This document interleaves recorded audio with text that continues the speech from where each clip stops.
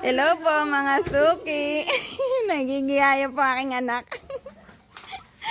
Ito po ang update nito. Nahuli po ako sa pag-video. Naibaba na po si Lugaw. Yan po ang tirang siopaw.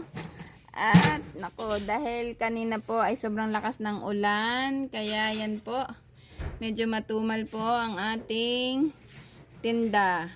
Ito pong siopaw ay kakainin na pag ganyan na po siya. Kasi hindi na po siya magandang ibenta sa customer kasi nga po ay pangit na. Pero kakainin na lang po namin.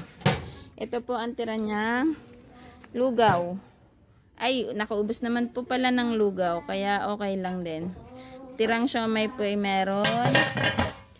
At check po natin ang tirang balot. Uy. Ay, sa balot naman po ay nakabawi.